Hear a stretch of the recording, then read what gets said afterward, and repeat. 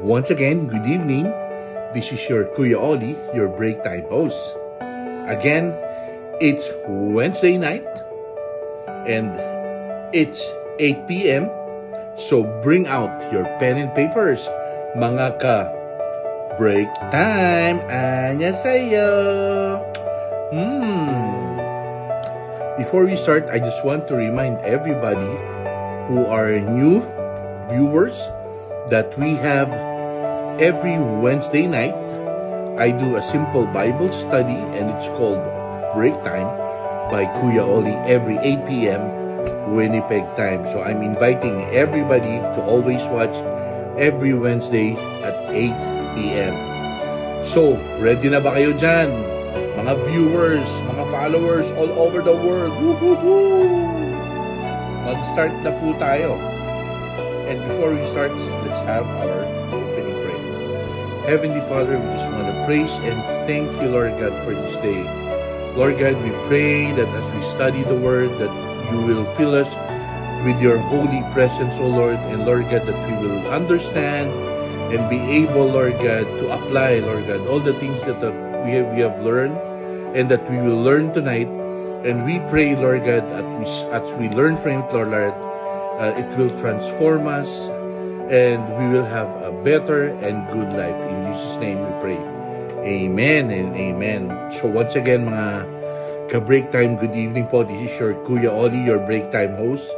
And for our engagement question is, what was the greatest advice from your parents did you follow and why? So, kausapin nyo na yung mga katabi nyo, yung mga friends nyo, dyan sa couch, dyan sa kama, kung nasa naman kayo, dyan sa may park, dyan sa may beach, kung saan kayo nanonood, sa cellphone nyo, sa TV, kung saan kayo nanonood ngayon ng ating Bible study. So again, the question is, what was the greatest advice from your parents did you follow and why? Okay? Comment down below, okay? Ako po, siguro yung greatest advice from my parents na natutunan ko from my mom is to always say po and opo. Kaya up to now, that I'm already 50 years old, dala-dala ko pa rin yun. Yung gumagalang ako na minsan nga bata sa akin, nasasabihan ko ng po and opo at yung pagmamano. Kayo guys, ano yun naman yun sa inyo? The reason why I ask you that is because our topic for tonight is all about obedience to the Lord. The key to prosperity. Now, let us now give respect to our Bible verse. Let's read from Proverbs 3 verse 1 to, ang sabi dito, my child, never forget the things that I taught you. Store my commands in your heart. If you do this, you will live many years and your life will be satisfying. So let's again try to understand and analyze the verses. It says here, my child. Okay? This is God speaking. My child, anak ko, never forget the things that I have taught you. Yung mga commandments ni Lord, wag na wag daw nating kalimutan. Let us not forget it. And the command is, aside from never forget it, we have to store it in our hearts. Keep the commandments in our hearts. Let me explain bakit heart. The definition of the heart is, it is a muscular organ that pumps blood through the blood vessels of our circulatory system. So it pumps blood from our circulatory system. It goes to different system in our body. It goes to the mouth, from the heart. It pumps going down to our lungs, pancreas, and all of the organs. And it carries all the nutrients in our body. So remember, it says here, store and keep my commandment in your heart. Because when you store it in your heart, all the commandments of God, it goes through all the different, when you store it in your heart, it pumps the blood into all of your parts of your organs, from the lungs, from the mouth, from the eyes, okay, from the pancreas, from the liver, etc. So the commandment of God, if you store it in your heart, it will be seen in all of the parts of your body. That's why the Lord said, keep my commandment in your heart. After the command, there are certain promises. And remember, whatever God tells, He does it. The promise, if you do this, you will live many years. Guys, it's very simple. You will live many years. It will prolong your life. You will have the best days of your life. Okay? Longer years. You will live your life to the fullest. That's one promise. The next one is your life will be satisfying. The meaning of satisfying, it will be enjoyable and pleasurable. A good example of satisfying, remember your most favorite dish? When you're eating it, it's so satisfying that you're just enjoying your life. You're just enjoying eating it, your favorite dish.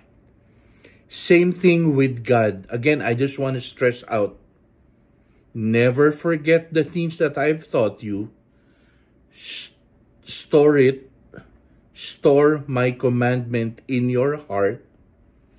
The two promises, number one, if you will do this, you will live many years. And the second one is that your life will be satisfying, enjoyable. But what is the real meaning of you will live many years and your life will be satisfying? It's short of saying your life will be prosperous. Ano ba yung prosperous? What's prosperity in the biblical sense? Is it wealth? Is it material things? No. The biblical meaning of prosperity is it involves having an abundant blessing. Again, it involves having an abundant blessing. Spiritually, you will be blessed. Relationally, you will be abundantly blessed. Physically, mentally, and materially. Grabe. Imagine if you obey God's commandment. Most importantly, aside from the 5 that I mentioned, is you will experience the blessing of God. You will experience the blessing of God. But how? By walking in obedience to Him and experiencing the fruit of righteousness. Remember the fruit of righteousness? I already mentioned that in my previous Bible study. So, balikan nyo na lang yung fruit of the Holy Spirit. So, what are the tips to become obedient? Kasi the Lord said we have to keep His commandment. What are my tips? These are just practical tips that I'm gonna tell you now. Okay? So get your pen and papers ready and write it down. Number 1, the first thing that you have to know is you have to know and understand God's commandment. If you don't know it, how can you follow it? How can you store it? So the first tip is read and meditate your Bible. If you don't want reading, might as well just watch and listen to preaching and podcasts to YouTube, Facebook, or any other social media. If you don't love watching and reading, I would advise to read self-help spiritual books. So yan guys read and meditate the Bible, watch and listen to preaching and podcasts, and read books that would help you know the Bible, know the commandments of the Lord. Second tip, focus on yourself and start judging others. This is very important. Mag-focus muna kayo sa sarili nyo. Focus on yourself first. How do you focus on yourself first? Be aware of your strengths and weaknesses based on your character. What are the characteristics that you are very good at? And what are the characters that you need to improve on? For example, one good character is being kind. One character that you need to improve on is patience. So you have to,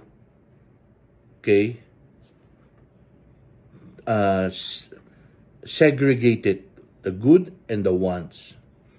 And now, when you know the good and the ones, you now strengthen the things that needs to improve, like your patience, your anger management, your shouting. Yan. If you're saying foul words, those things. If you are always saying negative things. And then, check and evaluate your daily routine. Let's say, just observe your daily routine. What do you do in the morning, lunch, in evening?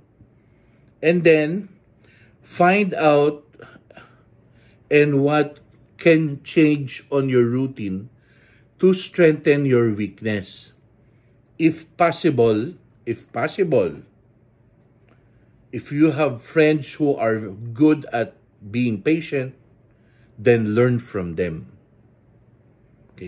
Get a resource.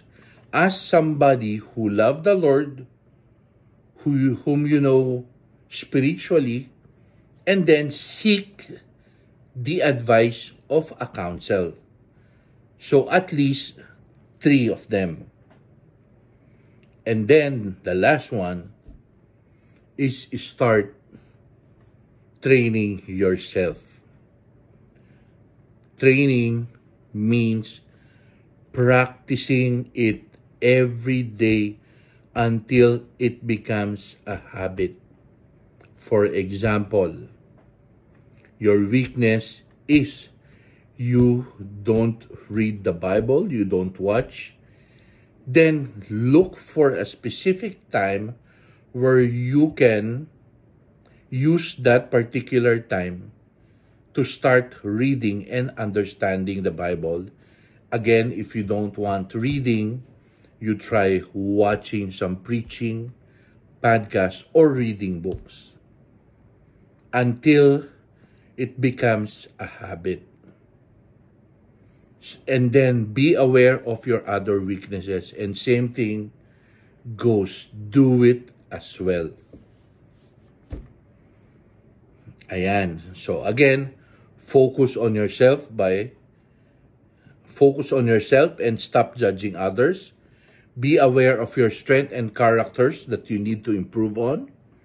Check and evaluate your daily routine. Number 3, find out where and what you can change on your routine and your characters to strengthen your weakness. If possible, learn from the expert. Find somebody who are expert at it, and then start training yourself, meaning practice it until it becomes a habit. In conclusion, guys, I just want to read the next verses, the 5 to 6 verse. Proverbs 3, verse 5 and 6. It says here, trust in the Lord with all your heart. Do not depend on your own understanding. Seek His will in all you do. Seeking what do you think the Lord wants you to do for Him. And He will show you the path to take. So for those of you who have been a Christian for so many years, but would like to renew their strength, would like to renew their vow to the Lord, and for those who have not yet accepted the Lord as your Lord and Savior, please say the prayer with me. Let's pray and follow my prayer. Heavenly Father, I just wanted to recommit myself again to you, Lord God. Lord God, I would like to ask for your forgiveness for all of my sins that I have done, Lord God. Please forgive me, Lord God, for all the things that I have done. And Lord God, change me, Lord God. Change me so that I will become the righteousness of you, Lord God. Father, I would like you, Lord God, to start running my life, Lord God. Be the one, Lord God. Be in charge of my life right now, Lord God.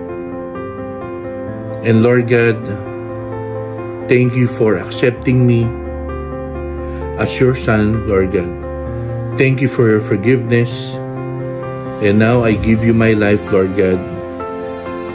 And I pray, Lord God, that the Holy Spirit will be with me now. And I pray for changes daily. And I pray that I will be able to apply all the things that I'm going to learn from starting today. And as I move on my daily life, Lord God, I pray that you will change me from glory to glory. Thank you, Father, for accepting me as your son. In Jesus' name, I pray. Amen and amen. Wow, thank you. Once again, guys, thank you so much for your time. And this is my question for the day. What did you learn from tonight's Bible study? And what are the things that you think you need to change in your habits? And the last one is, how are you gonna starting today?